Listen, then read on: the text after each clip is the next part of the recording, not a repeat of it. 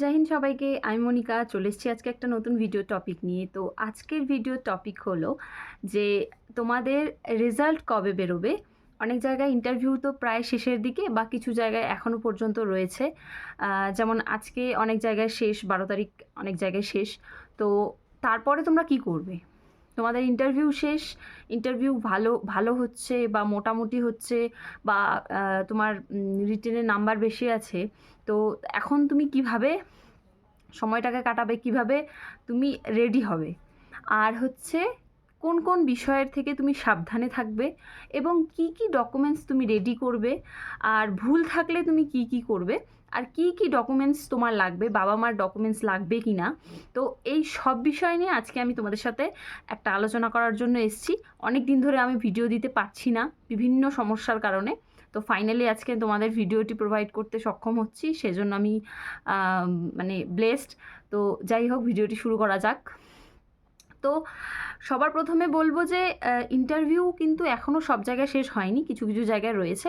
তবে যাদের যাদের ইন্টারভিউ শেষ তারা কিন্তু তোমাদের রেজাল্টের অপেক্ষা করো এবং রেজাল্টের জন্য রেডি হয়ে যাও। তোমাদের কিন্তু ইন্টারভিউ শেষের পরে আর কিন্তু বেশি টাইম নেবে না, তোমাদের কিন্তু খুব শীঘ্রই রেজাল্ট বেরোতে চলেছে। জাস্ট ইন্টারভিউটা হবে এবং খুব শীঘ্রই তোমাদের কিন্তু রেজাল্ট বেরোবে। কবে রেজাল্ট বেরোবে আমি আজকে সেটা বলে দেব। তো ইন্টারভিউয়ের তোমাদের যাদের যেমনই হয়ে থাক না কেন, তোমরা ইন্টারভিউ পর্যন্ত পৌঁছেছো, যারা যারা ইন্টারভিউ পর্যন্ত পৌঁছেছো, আমি বলবো যে তোমরা নিশ্চিত থাকো। মেয়েদেরকে বিশেষ করে বলবো, মেয়েদের কিন্তু 90% মেয়েরা ইন্টারভিউ যারা যারা অ্যাটেন্ড করেছে তারা কিন্তু চাকরি পাওয়ার মানে পেতেই পারে মেরিট থেকে। এবার কিন্তু ওই মেরিটে একটুর জন্য বাদ গেলাম এরকম খুব কম কেস হতে চলেছে, ভ্যাকান্সিও বেশি আছে। আর কাট অফ ভিডিও তো আমি দিয়েই দিয়েছি। তো সেই কাট অফ থেকেও কিন্তু অনেকটাই কম যেতে চলেছে তোমাদের কাট অফ। তো এবার ছেলেদের কাছে বলছি, ছেলেদের মধ্যে কিন্তু আমি বলবো যে 80 to 85% কিন্তু চান্স রয়েছে তোমাদের হয়ে যাওয়ার। তো শুনলাম যে ইন্টারভিউয়ে ছেলেদের বেশি টাইম রেখেছে, মেয়েদের একটু কমই রেখেছে। মেয়েদেরকে কাউকে তো শুধু নাম জিজ্ঞেস করে ছেড়ে দিয়েছে এরকম, কিন্তু ছেলেদের কিন্তু অনেকটা টাইম রাখছে, অনেক প্রশ্ন করছে।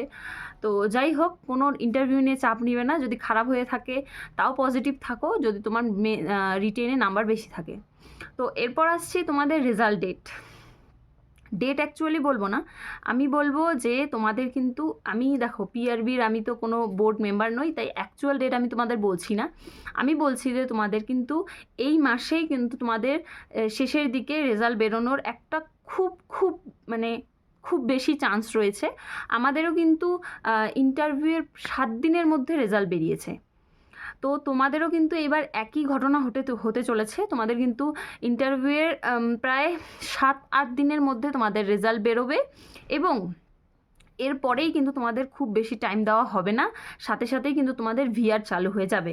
যেদিন তোমাদের রেজাল্ট বেরোবে তার 1-2 দিনের মধ্যেই কিন্তু তোমার কাছে ফোন চলে আসবে পুলিশ লাইন থেকে। তো আমি বলবো যে সেই সময়টা তোমার ডকুমেন্টস যদি কোনো সমস্যা থাকে তাহলে কিন্তু তোমার একটু সমস্যা হতে পারে বা কোর্ট কাছারি বেশি দৌড়াদৌড়ি করতে হতে পারে। তা আমি বলবো বুদ্ধিমানের কাজ যেটা হবে সেটা ইন্টারভিউয়ের পরেই তোমাদের যদি কোনো ডকুমেন্টসের সমস্যা থেকে থাকে, তোমরা ইন্টারভিউয়ের পরে এই যে ফাঁকা টাইমটা পাচ্ছ রেজাল্ট বেরোনোর আগে, তোমরা কিন্তু তোমার যে ডকুমেন্টসগুলো সেগুলো কিন্তু রেডি করো আস্তে আস্তে। আমি তোমাদের আজকে বলে দিচ্ছি যে কী কী সমস্যা হলে মানে কী কী যদি কোনো সমস্যা থাকে, নাম ভুল, অ্যাড্রেস ভুল, বাবার নাম ভুল, বা তোমার কোনো সার্টিফিকেটে যদি কুমার থেকে থাকে বা চন্দ্র থেকে থাকে মানে বাবার নামের, তো বাবার আরও কোনো সার্টিফিকেটে নেই, তো এরকম যদি সমস্যা থেকে থাকে, বিভিন্ন সমস্যা, সেটা তোমার অ্যাড্রেস সংক্রান্ত হতে পারে, নাম সংক্রান্ত হতে পারে, বাবার নাম সংক্রান্ত, মায়ের নাম সংক্রান্ত, বিভিন্ন সংক্রান্ত হতে পারে। তো যে কোনো তোমাদের ভুলের ক্ষেত্রে আমি বলবো যে তোমরা কিন্তু কোর্টে যাও, তোমার যে কোর্টে গিয়ে তোমার অ্যাফিডেভিট করিয়ে কিন্তু রেডি রাখো তোমার ডকুমেন্টসটা। আশা করবো 1-2 ডকুমেন্টসই তোমাদের ভুল হতে পারে, এর বেশি তো হবে না। ওই 1-2 ডকুমেন্টসই আমি বলবো যে রেডি করে রাখো। আর তোমার যে কী কী ডকুমেন্টস রেডি রাখবে সেটা হলো, দেখো ইন্টারভিউয়ে তুমি যে ডকুমেন্টসগুলো রেডি করেছো সেই ডকুমেন্টসগুলোই, শুধু এক্সট্রা কিছু ডকুমেন্টস সেটা আমি বলে দিচ্ছি। বার্থ প্রুফ যেগুলো তোমার সেই ডকুমেন্টসগুলো কিন্তু তুমি রেডি রাখবে সব কিছু, ঠিক আছে? তোমার বার্থ সার্টিফিকেট থেকে শুরু করে তোমার বার্থ প্রুফে যে যে তোমার ration card, pan card, everything লাগবে, সব লাগবে, ঠিক আছে?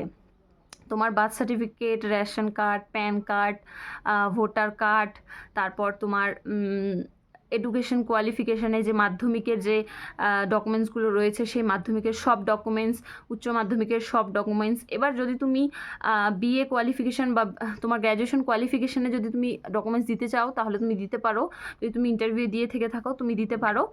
আর তারপরে যদি তোমার এক্সট্রা কোনো কোয়ালিফিকেশান থাকে সেই ডকুমেন্টসটাও তোমরা দিতে পারো। আর এই যে তোমরা যে যে ডকুমেন্টসগুলো দেবে প্রত্যেকটা ডকুমেন্টস কিন্তু ডিআইবি দ্বারা তোমার কিন্তু ভেরিফিকেশন হবে। তো প্রত্যেকটা ডকুমেন্টস কিন্তু একদম যেন অথেন্টিক হয় সেটা কিন্তু মাথায় রাখবে, কারণ তোমার প্রত্যেকটা ডকুমেন্টস তোমার প্রাইমারি স্কুলের যে স্কুল সার্টিফিকেট সেটা মানে সেখানে গিয়ে তোমার প্রাইমারি স্কুলে থেকে তোমার একটা লিখিত বলতে একটা সার্টিফিকেট টাইপ লাগবে, সেটা কিন্তু ডিআইবির অফিসাররা গিয়ে বা ডিআইবির কেউ গিয়ে তোমার কিন্তু প্রাইমারি স্কুলে ভেরিফিকেশন করবে, এবং তোমার যে এইচএস স্কুলে গিয়েও কিন্তু ডিআইবির লোক গিয়ে ভেরিফিকেশন করবে, এবং তুমি যদি কলেজের কোনো কোয়ালিফিকেশান যাও সেখানেও কিন্তু তোমাদের ডিআইবির লোক গিয়ে তোমাদের কিন্তু প্রত্যেকটা ডকুমেন্টস কিন্তু ওনারা ভেরিফাই করবে। তো তুমি যেহেতু একজন সরকারি লোক হতে চলেছ, তোমার একজন তুমি সরকারি তোমার সরকারি নাম খাতায় নাম তোমার উঠতে চলেছে, তো এভরিথিং তোমার কিন্তু দেখা হবে। তো এর সাথে সাথে তোমাদের বাবা মার যে ডকুমেন্টসগুলো, বাবা এবং মায়ের প্যান কার্ড, ভোটার কার্ড, আধার কার্ড, তারপরে রেশন কার্ড, এভরিথিং তোমাদের কিন্তু রেডি করতে হবে। তোমার যেগুলো ডকুমেন্টস তোমার বাবার মারও সেরকম ডকুমেন্টস লাগবে। আর কিন্তু তোমার অ্যাড্রেস প্রুফ, হ্যাঁ, তারপরে তোমার এভরিথিং, মানে এই ডকুমেন্টসগুলো আমি ডকুমেন্টসের একটা যদি পারি লিস্ট তোমাদের দেবো, কিন্তু আপাতত যেগুলো বলছি এরকম ডকুমেন্টস সব রেডি করে রাখো, ঠিক আছে? আর একটা মানে সাজেশান দিব আমি তোমাদের, যে এই যে তোমাদের ইন্টারভিউ হয়ে গেছে বলে একটু ঘুরে আসি, বাইরে যাই, বাইক নিয়ে একটু ঘুরে আসি, বা বহুত দূরে চলে গেলাম চাকরি পেয়ে যাব জন্য, আমি বলবো যে রেজাল্ট বেরোনোর আগে, ভেরিফিকেশনের আগে এগুলো করো না, ঠিক আছে? তোমার জীবনটা এখন খুবই মূল্যবান, তুমি অবশ্যই সেফ থাকো, ঠিক আছে? যতটা পারো বাড়িতে থাকার চেষ্টা করো। তোমার এখন চাকরিটাতে জয়েন করার আগে তুমি যদি কোনো কোর্ট কাছারি মামলা বা যদি কোনো ঝগড়া ঝামেলা বা বিভিন্ন রকমের সমস্যাতে জড়াও, তাহলে কিন্তু সেটা তোমার চাকরির জয়েনিংয়ের ওপর কিন্তু প্রভাব ফেলবে। আর সবার প্রথমে বলবো সুস্থ থাকো, কারণ তোমার কিন্তু ভিআরের সময় কিন্তু তোমার মেডিকেল করবে ওনারা, তো মেডিকেলে কিন্তু তোমাকে ফিট হতে হবে। মেডিকেল নিয়ে বেশি ভয় পাওয়ার কিচ্ছু নেই, আমি মেডিকেল নিয়ে পারলে একটা ভিডিও বানিয়ে দেবো, যদি তোমাদের প্রয়োজন হয় তাহলে কমেন্টে জানাবে।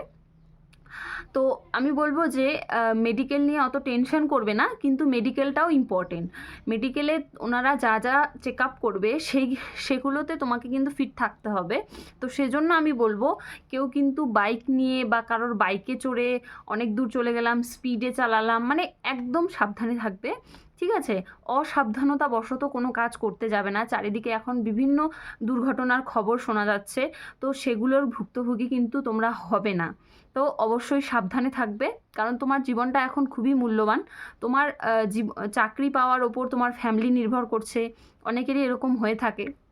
তো আমি বলবো মন চাইছে ঘুরে আসি, এত দূরে যাই, এইভাবে বাইক নিয়ে চালাই, তো আমি বলবো একটু সাবধানে থাকো, তোমরা যাও কিন্তু একটু সাবধানে, কারণ এখন কখন কার সঙ্গে কি হয় কিচ্ছু বলা সম্ভব নয়, তাই বলবো একটু সাবধানে থাকো। আর হচ্ছে তোমাদের ডকুমেন্টসগুলো রেডি করে রাখো। আর রেজাল্ট কিন্তু তোমাদের খুব তাড়াতাড়ি বেরোতে চলেছে, আর রেজাল্টের দেওয়ার সাথে সাথে কিন্তু তোমাদের ভিআর মেডিকেল হবে, এবং জয়েনিং কিন্তু তোমাদের মার্চ মাসেই হতে চলেছে। আমাদেরও কিন্তু 7 দিনের মধ্যে রেজাল্ট বেরিয়েছে, আর রেজাল্ট বেরোনোর 15 দিনের মধ্যে কিন্তু আমাদের জয়েনিং হয়ে গেছে। তোমাদেরও কিন্তু এবছর সেটাই হতে চলেছে, কারণ তোমাদের কিন্তু ভোটের আগেই জয়েনিং হবে, আর তোমাদের হয়তো ভোটের ডিউটি করতেও হতে পারে। তো তোমরা কিন্তু সবাই রেডি হয়ে যাও।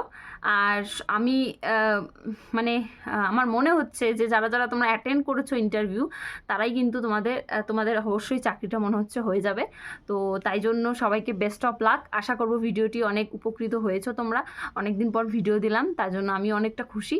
তো এরপর তোমরা নেক্সট কোন টপিকে ভিডিও চাচ্ছ, তো সেই নিয়ে আমাকে কমেন্ট করবে। আর ভিআর নিয়ে পুরো ডিটেল ভিডিও আমি একটা দেওয়ার চেষ্টা করব। ভিআরের ফর্ম কীভাবে ফিল আপ করতে হয় সব কিছু নিয়ে একটা ডিটেল ভিডিও দেওয়ার চেষ্টা করব। আপাতত তোমাদের যেটা কাজ থাকবে, তোমরা সাবধানে থাকবে। আর তোমাদের যে ডকুমেন্টসগুলো রয়েছে, সেই ডকুমেন্টসের যদি কোনো সমস্যা থাকে, সেই ডকুমেন্টসগুলো কিন্তু তোমরা রেডি করে রাখো, ঠিক আছে? কোর্টে গিয়ে অ্যাফিডেভিট করে এগুলো কিন্তু রেডি করে রাখো। ভিআরের সময় কিন্তু অসুবিধা হতে পারে, তো তাই জন্য বলবো ডকুমেন্টসগুলো রেডি করে রাখো। আর রেজাল্টের অপেক্ষা করো, দিন গুনো, সাবধানে থাকো। Best of luck. জয় হিন্দ।